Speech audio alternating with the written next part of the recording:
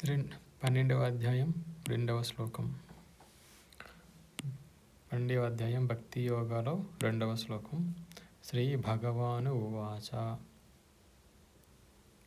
శ్రీ భగవాను ఉవాచ మయ్యావేశ్య మనో యే మాం నిత్యయుక్తా ఉపాసతే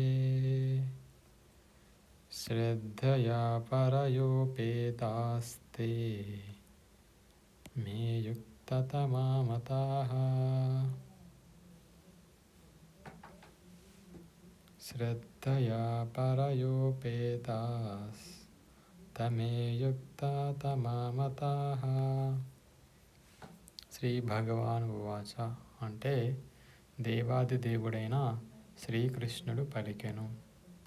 మయి అంటే నాపై, ఆవేశ్య అంటే స్థిరముగా నిలిపి, మనః అంటే మనస్సును, ఏ అంటే ఎవరు, మాం అంటే నన్ను, నిత్యయుక్తాః అంటే నిరంతరము నెలకొని, ఉపాసతే అంటే ఉపాసనతో, శ్రద్ధయా అంటే శ్రద్ధతో, పరయా అంటే దివ్యమైన, ఉపేతాః అంటే కూడిన వారై, తే అంటే వారు, మే అంటే నాచే, యుక్తతమాః అంటే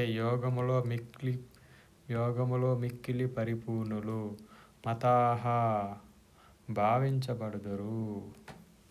అర్థం: శ్రీకృష్ణ భగవానుడు పలికెను. ఏమని? నా సాకార స్వరూపము పైననే తమ మనస్సును స్థిరముగా నిలిపి అలౌకికము అధికమునైన శ్రద్ధతో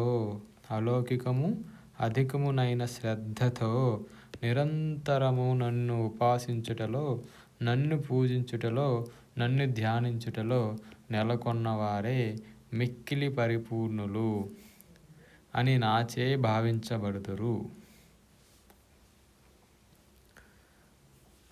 భాష్యం: అర్జునుని ప్రశ్నకు సమాధానముగా శ్రీకృష్ణ భగవానుడు తన సాకార స్వరూపముపై మనస్సును కేంద్రీకరించి శ్రద్ధాభక్తులతో తనను ఆరాధించువాడు యోగములో పరిపూర్ణుడు అని స్పష్టముగా చెబుతుండెను. సమస్తము శ్రీకృష్ణుని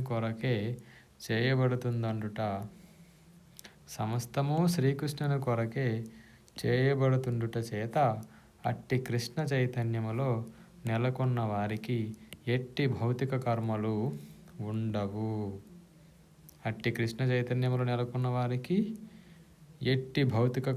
ఉండవు. శుద్ధ భక్తుడు అట్టి కృష్ణ చైతన్యములోనే నిరంతరము నెలకొని ఉండును. అతడు కొన్నిసార్లు జపం చేస్తూ ఉండును, కొన్నిసార్లు శ్రీకృష్ణుని గూర్చి శ్రవణం చేస్తూ ఉండును, అంటే వింటూ ఉంటాడు దేవుడి గురించి, లేదా కొన్నిసార్లు గ్రంథ పఠనం చేస్తుండును, అంటే పుస్తకం చదువుతుంటాడు. కొన్నిసార్లు శ్రీకృష్ణుని కొరకై భోగ నివేదనలను సిద్ధం చేస్తుండును, అంటే ప్రసాదం తయారు చేస్తూ ఉంటారు. లేక కొన్నిసార్లు శ్రీకృష్ణుని కొరకై అవసరమైనదేదో కొనుగోలు చేయుటకు అంగడికి, అంటే మార్కెట్కు వెడుతూ ఉంటాడు. కొన్నిసార్లు అతడు మందిరమును లేక భగవానుని భోజన పాత్రలను శుభ్రపరచుటలో నెలకొని ఉంటాడు. ఈ విధముగా అతడు ఏమి చేసినను తమ కార్యాలను కృష్ణ సంబంధాలుగా చేయకుండా క్షణమైనను గడపలేడు. అట్టి కర్మ పూర్తి సమాధి స్థితిలోనే ఉండును.